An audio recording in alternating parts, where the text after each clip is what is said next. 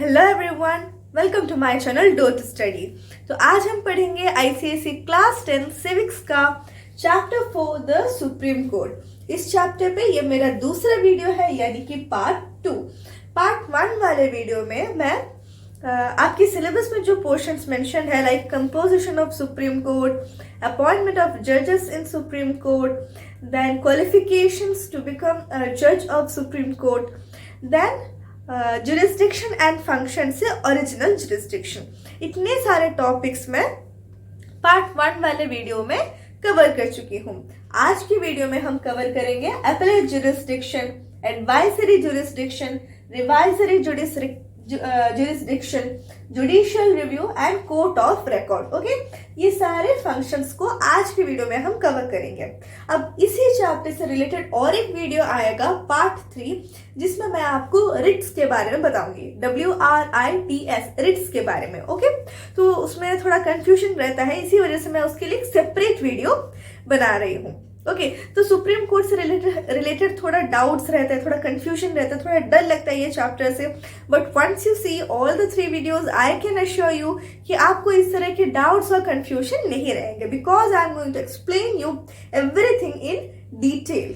Okay, so now without wasting time let's get started. Yes, one more thing I wanted to say, क्या part 1 वाला video नहीं देखे then जरूर जाके देखिए, बिकॉज उसमें मैं ओरिजिनल जुरिस्डिक्शन समझा चुकी हूँ। ओके, एंड फर्दरमोर अगर मैं आईसीएसई क्लास 10 सेमेस्टर 2 एग्जाम्स की बात करूँ, देन ज्योग्राफी का पूरा सिलेबस मैं ऑलरेडी अपलोड कर चुकी हूँ, इंक्लूडिंग मैप, एंड मैप पे और भी कुछ वीडियोस आएंगे। ओके, एंड फर्दरमोर हिस्ट्री की अगर हम बात करें, then first world war, rise of dictatorship, second world war, UN, major agencies of UN, इतने सारे चैप्टर्स कवर्ड है।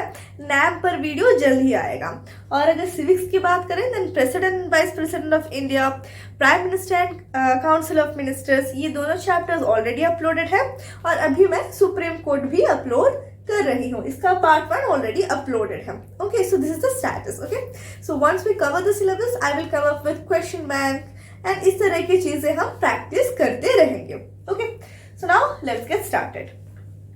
एपेलेट जुरिस्डिक्शन, ये क्या होता है? Okay, so let's see what is the meaning of appellate jurisdiction. Appellate jurisdiction means the power to grant special leave to appeal against the judgment delivered by any court in the country. It is a court of appeal, which means that it is a court which may change the decision or reduce the sentence passed by the lower courts. तो appellate jurisdiction का मतलब है कि suppose एक lower court, suppose district court, okay, सो district court में एक case की सुनवाई हो रही थी, केस का हियरिंग हो रहा था, जिसके बाद एक डिसीजन डिक्लेयर किया गया, तो एक डिसीजन उसके वो केस के तहत दिया गया।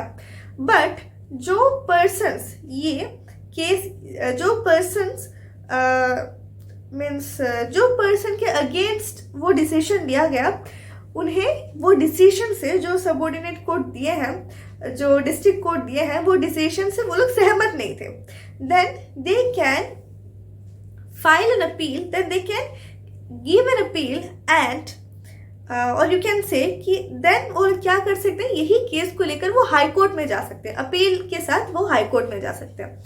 इसी तरह से हाई कोर्ट में जो जजमेंट हुआ, हाई कोर्ट का जो जजमेंट है, उससे अगर वो लोगों को पसंद नहीं आया, या फिर पसंद आने का मतलब नहीं, अगर वो सेटिस्फाइड नहीं थे, then they can again move to Supreme Court by the way of appeal. Okay, तो इसी को, ये जो अपील लेकर हाई कोर्ट्स में ये लोग मूव हो रहे हैं, लो कोर्ट से हायर कोर्ट्स में जा रहे हैं, ताकि उन्हें बेटर जस्टिस मिले, या फिर अगर वो लोग वो पर्टिकुलर कोर्ट के डिसीजन से, जजमेंट से अगर सहमत नहीं है, देन वो हाई कोर्ट्स में जो जा रहे हैं, हायर कोर्ट्स में जो जा रहे हैं, higher courts, okay, high court नहीं, हायर कोर्ट्स में जो जा रहे हैं, इसको हम कहते हैं appellate jurisdiction. Okay, appellate, that is by way of appeal. Understood? So it means the power to grant special leave to appeal against the judgment delivered by any court in the country. अभी आपको समझ में आ गया ये क्या लिखा गया है? Okay? अब appellate jurisdiction 3 तरह के केसेस में अप्लाई होता है। कौन कौन सा है? Constitutional, civil and criminal cases. कौन कौन से? Constitutional, civil and criminal. Constitutional cases यानी कि एक ऐसा केस जिसमें जो एक पब्लिक इंपॉर्टेंस का हो या फिर जो लॉ पर क्वेश्चन उठा रहा हो, ओके, जो हमारे कॉन्स्टिट्यूशन पर क्वेश्चन उठा रहा हो, कॉन्स्टिट्यूशनल केस। सिविल केस यानी कि प्रॉपर्टीज रिलेटेड, लैंड से रिलेटेड, ओके। फॉर एग्जांपल अगर कोई दो ब्रदर्स के बीच में लैंड से रिलेटेड फाइट हो रहा है, ओके, देन इस तरह के केसेस जो है वो सब आएंगे सिविल केस के अंडर में। Then criminal cases as you know like criminal activities like murder, then इस तरह के छोटे मोटे जो भी छोटे बड़े सारे एक्टिविटीज जो पीस जो है हमारे सोसाइटी को डिस्टर्ब कर रहे हैं, then they all come under criminal activities. Understood? तो ये है हमारे 3 तरह के केसेस। तो पहले हम देखेंगे constitutional cases. All matters irrespective of the nature where a certificate is issued by a high court that it involves an important point of law and needs interpretation of the constitution can be brought before the Supreme Court. If the High Court refuses to give a certificate on such a case, the Supreme Court can grant special leave of appeal. Okay. अगर high court ये issue करता है कि ये जो particular case है इसमें एक बहुत ही इंपॉर्टेंट पॉइंट ऑफ लॉ है या फिर it needs interpretation of the constitution, means कोई पर्टिकुलर लॉ का मीन्स इंटरप्रिटेशन चाहिए। इंटरप्रिटेशन मीन्स वो जो लॉ है उसका मीन्स वो लॉ के तहत कॉन्स्टिट्यूशन मेकर्स या फिर कॉन्स्टिट्यूशन क्या कह रहा है, उसका एक्चुअल मीनिंग क्या है। अंडरस्टूड? वो जो लॉ लिखा गया है उसका एक्चुअल इंटेंशन क्या है। तो इस तरह के केसेस को means they are cases which needs interpretation of the constitution. Interpretation का मतलब क्या है? कुछ लिखा गया है उसको समझाना, उसका रियल मीनिंग क्या है बताना। तो इस तरह का केसेस कॉन्स्टिट्यूशनल केसेस के अंडर आएंगे।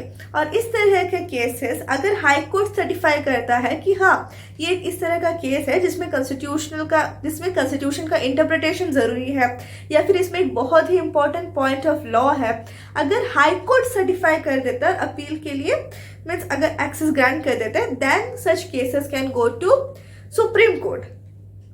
बट अगर किसी कारणवश हाई कोर्ट इस तरह का अपील नहीं दे रहा है, ओके, अगर किसी कारणवश अपील नहीं, इस तरह का सर्टिफिकेट नहीं इशू नहीं कर रहा है कि ये जो केस है वो मीन्स उसमें इंटरप्रिटेशन ऑफ द कॉन्स्टिट्यूशन की ज़रूरत है या फिर इसमें कोई इंपॉर्टेंट पॉइंट ऑफ लॉ है, इस तरह का अगर सर्टिफिकेट हाई कोर्ट नहीं दे रहा है, but if the Supreme court feels कि हाँ इसमें कॉन्स्टिट्यूशन के इंटरप्रिटेशन की ज़रूरत है या फिर इसमें एक इंपॉर्टेंट पॉइंट ऑफ लॉ है, then the Supreme Court can by itself allow that case to be heard in the Supreme Court. Understood? वही लिखा गया है। अब और एक बार पढ़ के देखते हैं तो आपको लाइन बाय लाइन में जो भी हिंदी में समझाई उधर जो लिखा गया है आपको समझ में आ जाएगा। See, all matters irrespective of the nature where a certificate is issued by a high court certificate issue करेगा, that it involves, क्यों issue करेगा, क्या लिख कर issue करेगा, that it involves an important point of law and needs interpretation of the constitution can be brought before the Supreme Court. If the High Court refuses to give a certificate on such a case, अगर High Court refuse कर देता है, the Supreme Court can grant special leave of appeal. Understood? ये था हमारा constitutional case. Next हम चलते हैं civil cases की तरफ. That is which include cases regarding property, land, etc. Okay. So appeals in civil matters lie to the Supreme Court if the High Court certifies. इधर भी High Court का certification जरूरी है कि हाँ वो certify करेगा। क्या चीज पे certify करेगा? That the case involves a substantial question of law of general importance. Okay, substantial question of law का मतलब है एक ऐसा मुद्दा जिस पर जो भी डिसीजन लिया जाएगा वो एक मीन्स जनरली वो पब्लिक को या फिर एक लार्ज सेक्शन, पब्लिक के एक लार्ज सेक्शन को वो अफेक्ट करेगा। एंड फर्दर मोर एक ऐसा वो मुद्दा होगा, एक ऐसा वो टॉपिक होगा जिसमें एक बहुत बड़ा डाइवर्जेंस दिख रहा है। डाइवर्जेंस दिख रहा है मतलब एक तरफ लोग मीन्स ओपिनियन में बहुत ही बड़ा वेरिएशन होना, अंडरस्टूड। एक तरफ लोग ये सही है कह रहे हैं, दूसरे तरफ लोग ये सही है कह रहे हैं, ओके। तो इस तरह के ओपिनियन में बहुत ही लार्ज स्केल में डिफरेंस होना, ओके। तो ये क्या है, involves a substantial question of law of general importance। substantial question of law of general importance means एक लॉ से रिलेटेड एक ऐसा क्वेश्चन या फिर एक ऐसा टॉपिक जिस पर डिसीजन लेना बहुत ही डिफिकल्ट हो जाता है because of two different opinions, and that too जो डिसीजन लिया जाएगा वो एक ग्रेट नंबर ऑफ पीपल या एक लार्ज सेक्शन ऑफ पब्लिक को अफेक्ट करेगा। तो इस तरह के केसेस को हाई कोर्ट सर्टिफाई कर देता है and they are then heard in the Supreme Court, understood. या फिर that the question needs to be decided by the Supreme Court, okay, means a judicial opinion is need, या फिर supreme court का opinion चाहिए, फिर supreme Court इस तरह के क्वेश्चंस को डील कर सकते हैं। अगर हाई कोर्ट को लगता है then that can also be certified, okay. However, if the High Court refuses to give a certificate, the Supreme Court can grant special leave to appeal in suitable cases. But अगर किसी कारणवश high court जो है वो certify नहीं कर रहा है, ये सब जो लिखा गया है, जो मैं थोड़ी देर पहले आपको बताई कि ये सब होने से हाई कोर्ट सर्टिफाई करेगा, बट किसी कारणवश अगर हाई कोर्ट नहीं सर्टिफाई कर रहा है, बट अगर सुप्रीम कोर्ट को लग रहा है कि हाँ मीन्स इसमें ये केस को हमें सुनना चाहिए या फिर ये इम्पोर्टेंट है, then in such special cases they can grant a special leave to appeal and that case would be then heard in the Supreme Court, understood। तो ये था सिविल केसेस से। नेक्स्ट है क्रिमिनल केसेस से। Two types of appeals in criminal cases lie in the Supreme Court, okay। Supreme court में criminal cases से दो तरह के मीन्स अपील लाई करते हैं। पहला है cases without the certificate of the high court and the other is case with the certificates of the high court, okay. तो देखते हैं कौन कौन से केस में हमें हाई कोर्ट का सर्टिफिकेट की जरूरत नहीं होती, okay. Where the High Court has reversed the judgment of acquittal given by the lower court and punished the accused with a death sentence, okay। तो दो तरह के केसेस हैं जिसमें हमें हाई कोर्ट की सर्टिफिकेट की जरूरत नहीं होती। हाई कोर्ट क्या सर्टिफाई करते हैं कि ये पर्टिकुलर केस जो है सुप्रीम कोर्ट में उसका हियरिंग होना चाहिए, बट क्रिमिनल केसेस के रिगार्डिंग दो तरह के केसेस आ जाते हैं, जिसमें एक तरह का केस जिसमें means they are cases without the appeal by without the certificate of high court, दूसरा है cases with the certificate of high court, okay.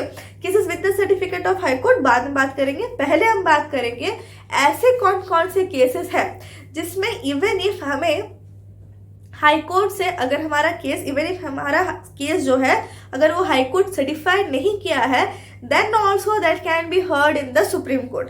पहला है okay where the high court has reverse the judgment. इसका मतलब है suppose पहले वो particular case की सुनवाई हुई थी कोई लोअर कोर्ट में, यानी कि सपोज डिस्ट्रिक्ट कोर्ट में वो पर्टिकुलर केस की सुनवाई हुई थी, but then again by way of appeal उसे वो केस को रीअपील किया गया कहाँ पर, हाई कोर्ट में, ओके। वो केस को फिर से अपील किया गया हाई कोर्ट में। अब क्या हुआ, इंस्टेड ऑफ मीन्स जो भी केस को फाइल कर अपील कर रहे हैं वो क्या चाहते हैं कि जो हमारा पनिशमेंट दिया गया है उससे हम सेटिस्फाइड नहीं है, तो इसको थोड़ा मीन्स घटा दिया जाए या फिर करेक्ट जजमेंट दिया जाए, जस्टिस हो, ये सब के होप में कि जो पनिशमेंट का स्ट्रेंथ है वो कम जाएगा, इस तरह के होप में जो लोग हायर कोर्ट्स में फाइल करते हैं, अपील करते हैं।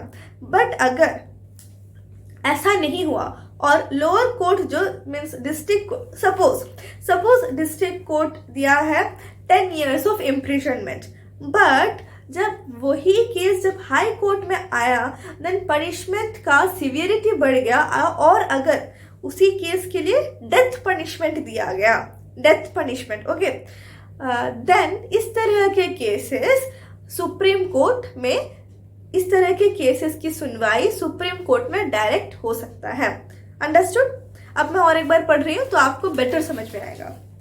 Where the High Court has reversed the judgment of acquittal given by the lower court and punished the accused with a death sentence. Understood? Next is a case which is withdrawn by the High Court from a subordinate court and sentenced the accused to death. Okay. या फिर एक ऐसा case हो जो खुद high court जो है एक सबॉर्डिनेट कोर्ट से विड्रॉ किया हो। मीन्स हाई कोर्ट बोलेगा कि ये जो पर्टिकुलर केस है ये हमारे अंडर, यानी कि हाई कोर्ट के अंडर सुनवाई होगी और सबॉर्डिनेट कोर्ट के अंदर सुनवाई नहीं होगी। इस तरह से अगर हाई कोर्ट कोई केस को विड्रॉ किया है और अपने पास ले आया है एंड फर्दर मोर क्या किया है, इस तरह के विड्रॉन केसेस में अगर एक डेथ सेंटेंस पास हुआ है, ओके, वो पर्टिकुलर पर्सन के अगेंस्ट अगर एक डेथ सेंटेंस पास हुआ है, देन इस तरह के केसेस भी सुप्रीम कोर्ट, देन इस तरह के केसेस का भी सुनवाई सुप्रीम कोर्ट में डायरेक्टली हो सकता है without the certificate of high court. Understood? ये है क्रिमिनल केसेस में। In all other criminal cases, a high court certification that the case involves a substantial point of law and interpretation of the constitution is required for appealing to the Supreme Court. Understood? बाकी जितने भी criminal cases हैं, then उन सब cases में high court का certificate जरूरी है कि हाई कोर्ट सर्टिफाई करेगा कि हाँ ये केस में एक सब्सटैंशियल पॉइंट ऑफ लॉ है और कॉन्स्टिट्यूशन का इंटरप्रिटेशन होना जरूरी है। देन इस तरह का केसेस जो है वो इस तरह के क्रिमिनल केसेस की सुनवाई होगी सुप्रीम कोर्ट में। अंडरस्टूड? तो इसके साथ हम कौन सा टॉपिक कवर कर लिए? इसके साथ हम कवर कर लिए एपेलेट ज्यूरिसडिक्शन। अंडरस्टूड? नेक्स्ट है हमारा एडवाइजरी ज्यूरिसडिक्शन। देखते हैं एडवाइजरी ज्यूरिसडिक्शन क्या होता है। The Supreme Court has advisory jurisdiction on any question of law or fact of public importance as may be referred to it for consideration by the President. The Supreme Court may be required to express its opinion in two classes of matters in advisory capacity. अगर president ये consider करते हैं कि कोई topic चल रहा है या फिर कोई मैटर है जो पूरा पब्लिक को अफेक्ट करता है, और अगर प्रेसिडेंट चाहते हैं कि ये मैटर का से रिलेटेड एक सॉल्यूशन के लिए सुप्रीम कोर्ट जो है वो एक जुडिशियल एडवाइस दे, then it's the duty of Supreme Court कि वो इस तरह के एडवाइसेस दे। एंड फर्दर मोर ये जो एडवाइसेस दिया जाता है, they are just advices, they are not orders. Understood? तो जो एडवाइसेस दिया गया इट डिपेंड्स कि वो ये एडवाइस एक्सेप्ट कर भी सकते हैं, नहीं भी कर सकते। अंडरस्टूड? सो दो तरह के क्लासेस ऑफ मैटर्स में इनका एडवाइजरी कैपेसिटी काम में आता है। पहला है any question of law may be referred to the Supreme Court if the President considers that the question is of public importance and it is necessary to obtain the opinion of the Supreme Court. Understood? Such opinion of the Supreme Court is advisory and not binding. Not binding means not compulsory on the government, nor is it executable as a judgment of the Supreme Court. ना ही वो compulsory है और ना ही वो एक law की तरह, कानून की तरह वो काम भी नहीं करेगा। अंडरस्टूड? ये था पहला। दूसरा है disputes arising out of pre-constitution treaties and agreement which are excluded from original jurisdiction by Article 131. या फिर ऐसे कुछ डिस्प्यूट्स, ऐसे कुछ झगड़े जो प्री कॉन्स्टिट्यूशनल ट्रीटीज यानी कि कॉन्स्टिट्यूशन बनने से पहले जो कुछ ट्रीटी या एग्रीमेंट बने थे उससे रिलेटेड कोई डिस्प्यूट हो, देन इस तरह के केसेस में भी सुप्रीम कोर्ट जो है एडवाइस दे सकता है। अंडरस्टूड? तो ये था हमारा एडवाइजरी ज्यूरिसडिक्शन। नेक्स्ट हम देखेंगे revisory jurisdiction. The Supreme Court under Article 137 is empowered to review any judgment or order made by it with a view to removing any mistake or error that might have crept in the judgment or order. This is because the Supreme Court is a court of record and its decisions are of evidentiary value and cannot be questioned in any court. Revisory means revise करना, यानी कि Supreme court के पास ये power होता है कि वो अभी तक जितने भी केसेस की सुनवाई की है तो उनमें से कोई भी केसेस को वो रिवाइज कर सकते हैं, यानी कि फिर से वो केस को उठाकर देख सकते हैं कि उनका जो जजमेंट था वो कहीं पर गलत तो नहीं था या फिर कुछ पॉइंट्स छूट तो नहीं गया। तो इस तरह का रिवीजन क्यों करते हैं? ताकि ये कंफर्म हो जाए, ताकि वो ये इंश्योर कर पाए कि हम जो जजमेंट दिए हैं उसमें कोई गलती नहीं है। अब ये करना ज़रूरी क्यों हो जाता है? क्योंकि सुप्रीम कोर्ट का जजमेंट जो है वो होता है court of record. Court of record का मतलब है जो lower courts like high courts and subordinate courts, इन सब कोर्ट्स में जब सपोज एक केस है जिसकी सुनवाई सुप्रीम कोर्ट में हुई थी, ओके, अब इसी तरह के सिमिलर केसेस जब लोअर कोर्ट्स में लाइक हाई कोर्ट्स और डिस्ट्रिक्ट कोर्ट्स में आता है, देन तब the advocates can produce evidence की इसी तरह का जजमेंट, ओके, मीन्स इसी तरह का केस जब सुप्रीम कोर्ट में आया था, देन सुप्रीम कोर्ट इस तरह का जजमेंट दिया था। And once it is shown कि सुप्रीम कोर्ट इसी तरह के केस में इसी तरह का जजमेंट दिया था, देन द हाई कोर्ट और the subordinate court have to accept it. Understood? क्यों? तो means because Supreme Court is the constitutional head, isn't it?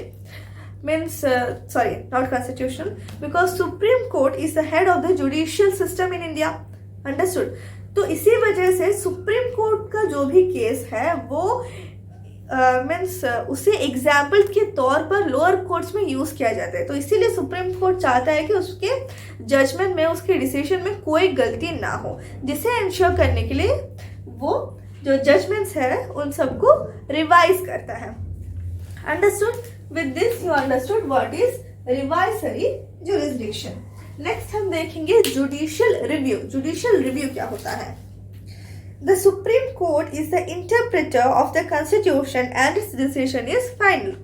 Interpreter of the Constitution के बारे में मैं ऑलरेडी 2-3 बार समझा चुकी हूँ। पार्ट 1 वाले वीडियो में भी मैं आपको समझाई थी। It has the power to review laws passed by the union or state legislature. Okay. Judicial review means वो देखेगा, वो रिव्यू करेगा, वो चेक करेगा कि कहीं पर कोई लॉ जो सेंट्रल गवर्नमेंट या स्टेट गवर्नमेंट पास किया है वो पर्टिकुलर लॉ कोई कॉन्स्टिट्यूशनल वो पर्टिकुलर लॉ कॉन्स्टिट्यूशन के अगेंस्ट है क्या। अगर है देन इट विल से देखते हैं और एक बार देखते हैं। It has the power to review laws passed by the union और state legislature. The Supreme Court can declare a law ultra vires or null and void if it is against the letter and spirit of the Constitution or contravenes any provision of the Constitution. This power is referred to as the power of judicial review. The minimum number of judges to hear and decide a case involving interpretation of the Constitution shall be 5. Understood? तो state या central legislature कोई law पास किया है, then supreme court के पास इतना power होता है कि वो पर्टिकुलर लॉ को रिव्यू करे और देखे कि ये जो लॉ है वो कॉन्स्टिट्यूशन में जो लॉ लिखा गया है, जो लॉस प्रेजेंट है उसके अगेंस्ट तो नहीं जा रहा, कॉन्स्टिट्यूशन की कोई प्रोविजन तो नहीं तोड़ रहा है। अगर वो कोई लॉ को वायलेट कर रहा है, then the Supreme Court has the power कि वो particular law को ultra vires ULTRAVIRES ultra vires declare कर दे, यानी कि it is null and void, यानी कि ये जो particular law जो अभी legislature introduce किया गया है ये means it won't be functioning. Understood? ये means गलत है या फिर it won't be functioning. Understood? Okay. तो इस तरह का जुडिशियल रिव्यू करने के लिए मिनिमम 5 जजेस की जरूरत है। तो means to interpret the constitution 5 जजेस आर रिक्वायर्ड। ओके, सो अब जुडिशियल रिव्यू की जरूरत क्या होती है? In a written constitution, a law may be ambiguously worded. The question of interpretation of the constitution is bound to arise, and Supreme Court only has the power of original jurisdiction. See, इतना बड़ा constitution है। As you know, India has the longest constitution isn't it? तो इसमें बहुत सारे laws written हैं। अब ये रिटन चीज को एक्सप्लेन मीन्स हर जो व्यक्ति है मीन्स कई लोग कई तरीके से उसे इंटरप्रेट कर सकते हैं, but the final interpreter is the Supreme court because interpretation of the constitution comes under original jurisdiction of the Supreme court. अगर आप पार्ट 1 वाला वीडियो नहीं देखे देन जरूर देखिए, उसमें मैं समझा रही हूँ। तो इसी वजह से ये जो जुडिशियल रिव्यू का पावर जो है वो भी सुप्रीम कोर्ट के पास ही जाता है। The legislature may not possess the wisdom, experience and impartiality which are needed to explain what the law means. Understood? Because judiciary के पास ये experience होता है and they are well versed with the constitution, isn't it? तो इसी वजह से इस तरह से लिखा गया है। So with this we cover judicial review also. Next हम बात करेंगे कोर्ट ऑफ रिकॉर्ड के बारे में। इसके बारे में थोड़ा सा मेंशन कर चुकी हूं जब मैं रिवाइसरी जुरिस्डिक्शन बता रही थी, अब आपको और थोड़ा क्लियर हो जाएगा। A court of record is a court whose judgments are recorded for evidence and testimony. जब मैं आपको रिवाइजरी जुरिस्डिक्शन समझा रही थी तब मैं आपको बताई कि सुप्रीम कोर्ट जो है वो एक कोर्ट ऑफ रिकॉर्ड है। क्यों इस तरह से कहा जाता है? क्योंकि इधर सुप्रीम कोर्ट में जो भी डिसीजन पास किया गया है उसे अच्छी तरह से डॉक्यूमेंट करके रिकॉर्ड करके रखा गया है। क्यों? Because it is used for evidences and testimony. जो लोअर कोर्ट्स में जब भी कोई केस चलता है, इस तरह का सिमिलर केस अगर सुप्रीम कोर्ट में हुआ है, हियरिंग हुआ है, देन सुप्रीम कोर्ट का डिसीजन क्या है उसे वो लोग चेक करते हैं और उसी तरह का सिमिलर डिसीजन जो है इस तरह के केसेस में भी लोअर कोर्ट्स फॉलो करता है। अंडरस्टूड? इसीलिए लिखा गया है because they are recorded for evidence and testimony. Next is the judgments are in the nature of precedents. That is, the high courts and other courts are bound to give a similar decision in a similar case. Understood? यही मैं बता रही थी। Similar, अगर इस तरह का कोई similar cases आता है lower courts में, then the higher court is bound to give a similar decision. यानी कि सुप्रीम कोर्ट में जिस तरह का decision दिया गया था उसी तरह का decision ये lower courts को भी देना पड़ेगा। Okay? They are not to be questioned when they are produced before any subordinate court. Okay?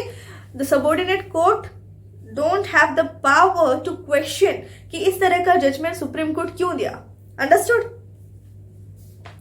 The Supreme Court shall be a court of record and shall have all the powers of such a court, including the power to punish for contempt of itself. देखते हैं, court of record has two implications. So what are they? Its judgments and orders are preserved as record and these can be produced in any court as precedents.